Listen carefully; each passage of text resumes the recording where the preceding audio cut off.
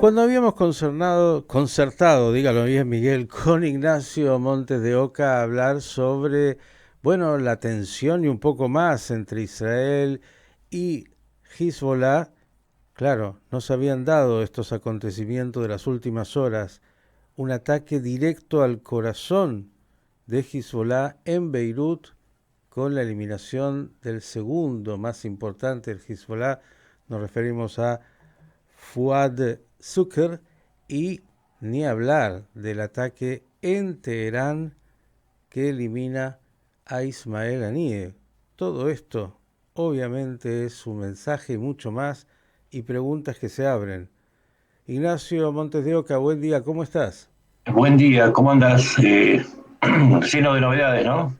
Cero de novedades, sí, claro, como dijimos, no hay nada para tratar de entender. ¿Qué dice usted de esta situación y estas novedades? A ver, vamos en orden cronológico para entender los mensajes y las consecuencias. Ujú.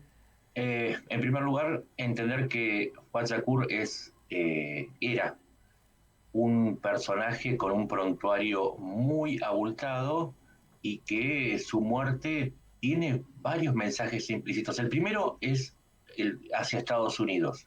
Esto claramente, recordemos que Netanyahu viene de una visita donde dio un mensaje en el Congreso buscando emparentar la lucha de Israel con la de Estados Unidos.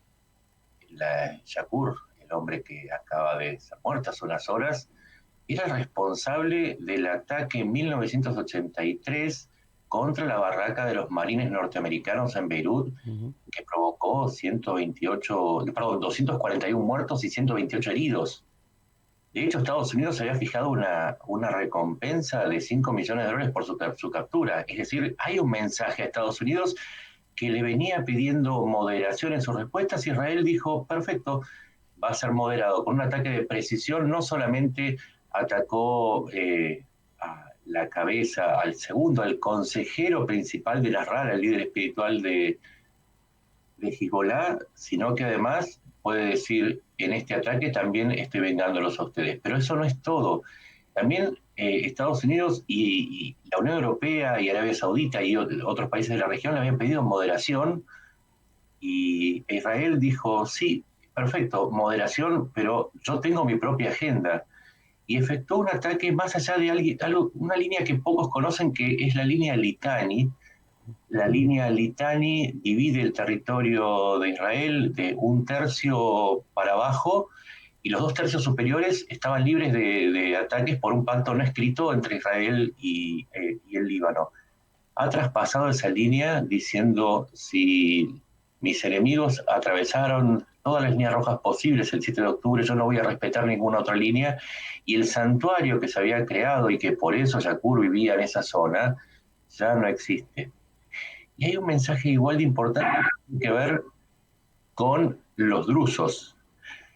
Cuando fue la masacre de los 12 niños drusos israelíes días atrás, 12 muertos, 12 niños muertos y más de 100 heridos, eh, el líder de los drusos en Israel, de los 160.000 drusos en Israel, les pidió al resto de la comunidad, y hay que tener en cuenta que los drusos en Israel son la continuidad de los drusos en Siria y el Líbano, que no intervinieran. Netanyahu prometió que iba a vengar esas muertes.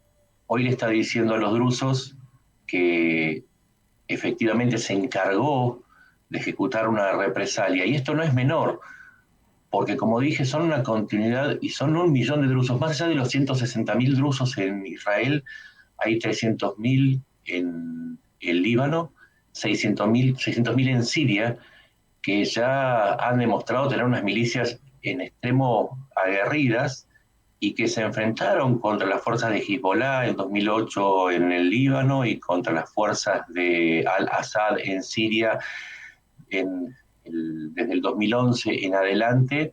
Y por lo tanto Israel ha logrado quizás alinear a una fuerza de 1 millón, no de 1 millón de soldados, sino de 1 millón de personas en un momento clave para la historia de Israel, con lo cual podemos sacar muchísimo material a partir de la muerte de este líder terrorista en el Líbano. Esa es la parte que corresponde a Shakur.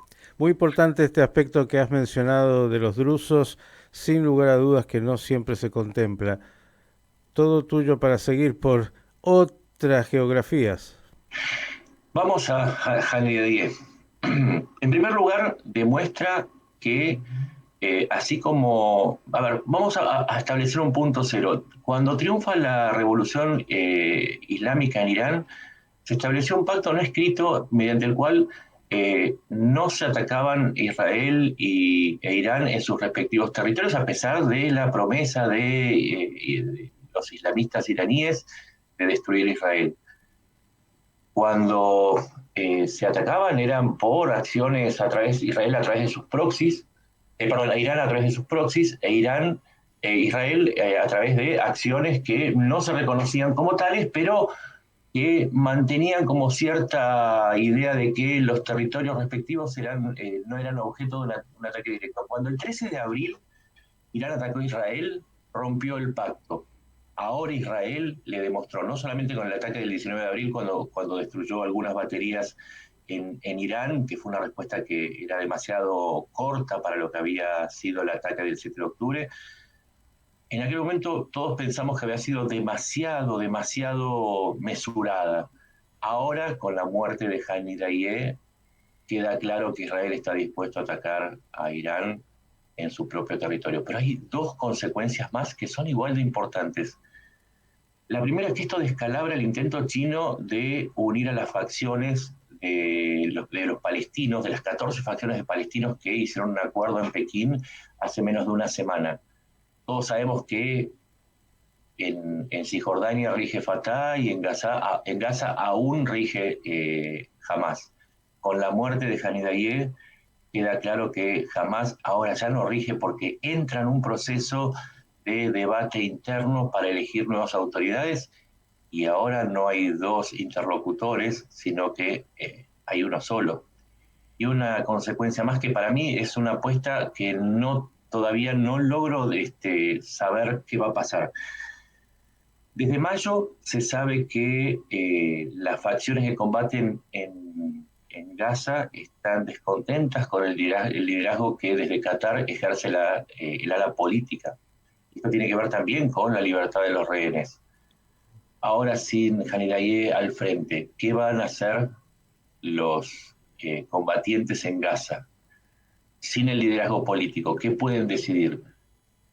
Y en esto entra con quién se negocia la liberación de los rehenes. ¿Qué va a suceder con los rehenes? Quizás esta es la señal que necesitan en Gaza para buscar alguna suerte de salida sin el padrinazgo que se ejercía desde Qatar. No lo sé, pero la muerte de Haniyeh abre un mundo de probabilidades que todavía tenemos que esperar a ver cuál de ellas prima sobre la otra. Señores, sigan en las cuentas de las redes sociales a Ignacio Montes de Oca porque siempre tiene, como usted lo escucha, elementos para pensar más allá del hecho. Hablaba de este acuerdo que se había celebrado justamente con China como auspiciante. Bueno, de esto también hay que pensar cuando se entiende un poquito lo que está pasando en el Medio Oriente con su dinámica. Nacho, agradecerte y la vamos a seguir. Por supuesto, porque siempre hay novedades y siempre es importante ayudar a pensar a la gente. Muchas gracias. El periodista Ignacio Montes de Oca, que nos damos aquí en Radio High.